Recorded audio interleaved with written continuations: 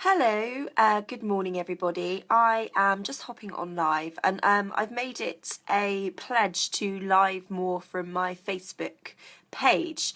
I do have a group for those of you who watch this and watch the replay, and if you just type in Awaken the Boss into the Facebook search, you will see that it pops up. Just request to join. Hi Sophia, request to join, and you can pop in there. I do a lot more Facebook lives and trainings and other bits and pieces inside my Facebook group, but I will do a lot more from my page as well. So look forward to seeing me more on here. Sophia, you're starting to comment as me again, my lovely. It looks like I'm talking to myself. Hi, gorgeous. Sophia, for those of you who don't know, massively helps me out with my social media and getting me visible. So she's an admin on my page. So sometimes she comments on my Facebook lives and stuff as me. So it looks like I'm like a loon talking to myself. Hello, Alpa. Lovely to see you this morning. So also I'm swiping away some messages that keep popping up on my screen. Today I wanted to talk about your ideal client. And I'm going to start it right back to basics, because if you're in my group, you will hear me bang on about this a lot. But I want to sort of bring it back to basics. So I'm going to tell you what I truly believe, and I really do believe it is fact. There's a lot of people out there who think their ideal client can be anybody. Now, whilst that is true, it can be anybody, and if you're a clever marketer, then it should be fine. But what you will never, ever, ever have, unless you accept the fact that your ideal client used to be you at some stage in your life, whether that was last week or 10 years ago or 15 years ago, 20 years ago, you will never be fully aligned with your business. How do I know that? Because I've had ideal clients who weren't me. And technically, as far as I'm concerned, they're not actually ideal, because like I said, you can't be aligned with them. You don't know truly on their level what they've been through, what they're going through, what their pains are, what their mindset is. You might be able to give it a good guess and get pretty damn close, but you're never going to really know and understand them. So particularly as coaches, I mean, I'm talking about this in general, for any business. I know people out there who are quite successful whose, for instance, men who are ideal clients are women, because they found that kind of, I don't know, middle-aged women were attracted to them, and kind of came into their circle, which is all very lovely and great, and I think fabulous.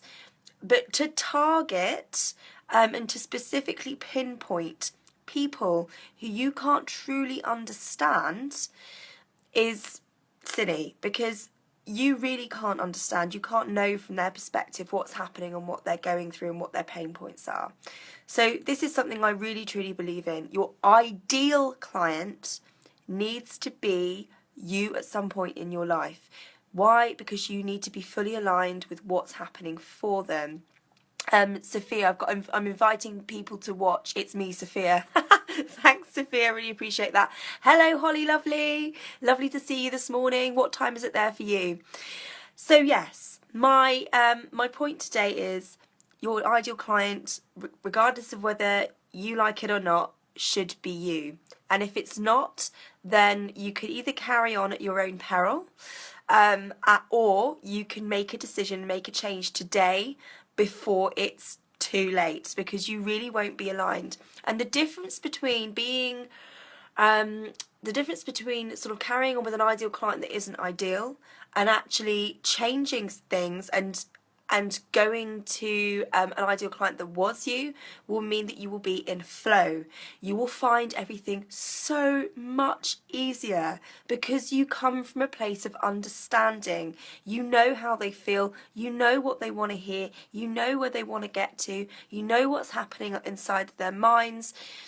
You can really get to grips with them. And so when it comes to things like crafting emails, when it comes to crafting your message, when it comes to speaking to them from a standpoint of really understanding where they're coming from, it's just ease and flow. And wouldn't that be lovely in your business if everything was easy and in flow, and your content wasn't a struggle, and everything just came out of your mouth so easily, and when you were writing everything was so easy? Isn't that not the dream? So really, if you're a coach and your ideal client is someone completely different to you, I urge you today to rethink that strategy and bring it back. Now, this is the thing, is that although your ideal client is you, absolutely, I'm also on another dimension. You have to think about the timeline of you. So whereabouts in your life is your ideal client? Because you've been 1,000,001 different ideal clients along the way, but which one is apt? I've done a lot in my life. In the short period of time that I've actually been on this planet, I have gone through and been through and done a lot of things. So it's not necessarily something that you have to look back and go, okay, I need to kind of like pull all of these me's together to make one person. Pick the you at that specific point, and you tend to find that it's the crunch point. What was the crunch point for you? When were you at your worst? Oh, running out of battery, I have to plug that in. When were you at your worst? And when were you at the point where you decided things need to change? And when were you at the happiest? That is where you will find your ideal client, where you made that aha breakthrough. Once you find that, that is where you start to unpick and uncover your niche and start to look at what specifically you want to help people with. And this is also where you find your passionate why, because without your passionate why, it's pointless. Your vehicle will crumble. Now, for those of you who haven't heard me speak before, you may not have heard me talk about the vehicle and the fluffy passionate why before, and I'll explain those two. Before I do, Holly, I've just noticed you're also posting as me. You're all making me out to be some kind of loon this morning. Chatting to myself. 3:15 a.m. Blimey, what are you doing up, Holly? So the vehicle and the passionate why. So your passionate why is where, this is the important bit to find first, because without this, the vehicle is the kind of a tangible part that your ideal client can bite onto. So unless you have this tangibility that people understand why they want to work with you, what they're going to get at the end of working with you, then they're not going to come anywhere near you. So for instance, people who might have a passionate why because they've been through something in their lives where they felt maybe unconfident, let's use that as an example. So they were feeling extremely unconfident, and I'm not going to use a story because I'm going to give you this example in terms of why it will crumble without that story. So they felt uncomfortable at some point, unconfident at some point in their lives, and then they thought, okay, fine, so they've got to this next stage, they've become really confident and it's propelled them. Okay, so you suddenly think, okay, well, I'm going to become a confidence coach and I'm going to coach people on how to become more confident. Everyone wants to become more confident, I guess, but confident to do what? So people get very confused and they won't understand fully what you're trying to get them if you don't give them an outcome and a result. And that is where what we call the vehicle. Where are they going? What's going to happen once they get more confident? So what's the real final outcome? To do what? They're going to become more confident to do what? Now, let's say that we missed out the story, whatever they went through in their life, where they felt really unconfident or whatever else, and they just decided they're going to be a confidence coach. Well, you're going to walk along and you're going to think great to begin with, because everyone feels great in the start when they begin a new business and they begin a new coaching business, like, yeah, okay, this is what I'm going to do. It's really exciting. Give it a month or two and the passion will start to fade. Why? Because you don't have a why. Why? What's the point of doing that? If you can't connect to your story and you can't talk passionately about why that person should become confident and how it was for you before you were confident and how it was for you after you became confident. If you can't talk about that journey and that story and the why and why it's so important that, you know, you can't get what you want in life without the confidence, and you can't really speak from a place of passion and fire in your belly, then of course you're going to be passionate. Your passion's going to fade for it, and your enthusiasm will dip, and everything will start to become like you're feeling like you're wading through treacle, and it will become stuck. You will struggle for content. You will struggle in every area. So the passionate why is the piece that is so important, and that is why your ideal client has to be you at some point in your life, because without the passionate why, your enthusiasm and your passion will dip. So really think about the timeline of you and look at where your ideal client comes from. Then you pick your vehicle.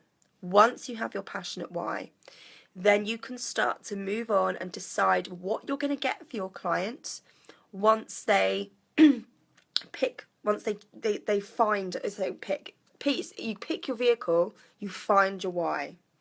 So for me, you know, what my mission in life is to show women the possibilities that are in front of them, to open their eyes to see and to show them that they can achieve unbelievable, so-called impossible things in their life. Now that's what I call the fluff. The fluff has to stick to something, because whilst that's lovely and whilst that's nice, what will it get them? Yes, it will open their eyes and awaken them, that's great, but people aren't going to give me money to awaken them. They're going to sit here and listen to me intently and go, wow, that's amazing and great, you've really inspired me. Yes, I feel really motivated. Wow, I didn't realise what I could achieve, and that I had this unlimited potential, and all these things are in front of me. But they're not going to give me any money because, well, to do what?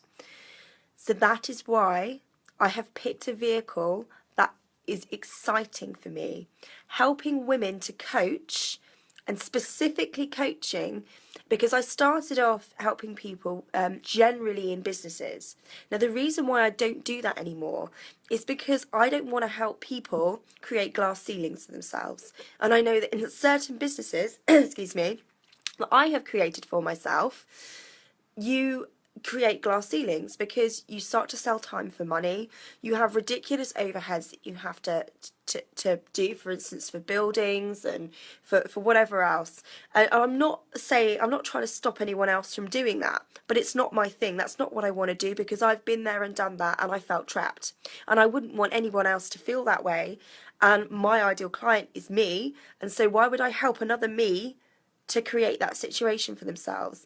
I want to help people start a business that allows them to blow that ceiling off and to create financial freedom for themselves, because money is power, and power is possibility, is choices.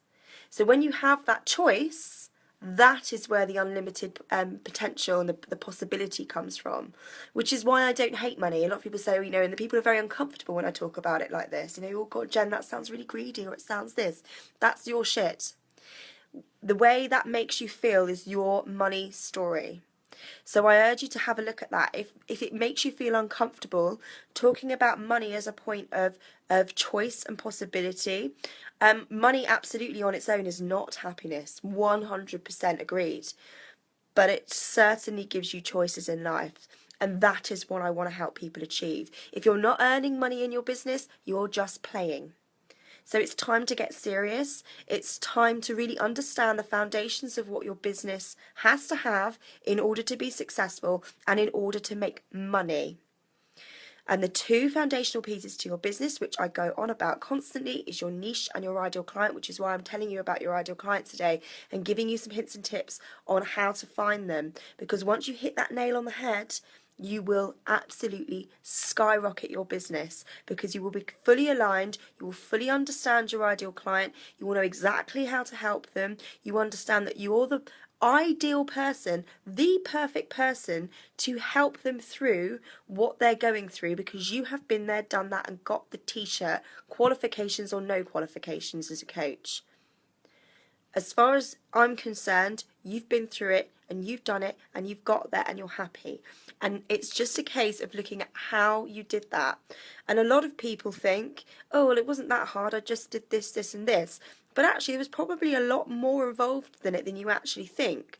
And anyone who poo-poos and underestimates their ability to decide and make a change and say, today I'm no longer going to be like this. Today I'm going to make a change. Today I choose to feel this way. Today I choose to stop having this destructive behaviour. And today I choose to take action towards something that's more positive. Never ever underestimate that, because that is huge. That is growth. That is expansion. That is goddamn evolving as a human being. Never underestimate your evolution and your ability to do that. It may have seemed easy on the day, but how much crap did you have to go through to get to that crunch point, to say enough's enough? Time to change, time to move on. Never underestimate that evolution process, because you're going to be helping your clients through that. If you really look at it with truthful eyes, you will see that it was hard. It was. Otherwise, everyone would be just switching and changing their minds like that. And this is why having a coach is so powerful, because when we can't believe in ourselves, we lend our clients our belief, and that is the greatest gift we could ever give any of our clients, is to say, I believe in you and I know you can do this because I've been where you are and I know what's possible and I know that change can happen and I know that things will be better for you. How powerful is that, to have someone to say that to you and to truly believe that things will change? So thank you ever so much for listening to me today, whoever's still on. Lovely to speak to you all. So the action points today is go and look at your ideal client. Are you fully aligned with them? Are you really passionate about your why you're helping them?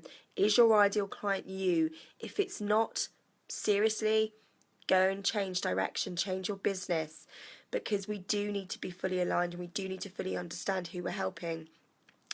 Right, I'm going to head off and because I'm going to write a few articles for a couple of magazines and bits and bobs. So, lots of love to everybody today. Whoever's still on, say bye-bye, give me some hearts. I'd just like to know who's stuck with me to the end. I'm going to lose my voice this morning. Yeah, I can't actually see who's on, but never mind. It's just showing me hearts, but thanks for the love. I assumed it would pop up and tell me who it was. Never mind, it's me and lies never work. Right, well, whoever stayed on, thank you so much. Loads of love to you all, and I will speak to you all again soon. Take care, lovelies. Bye-bye.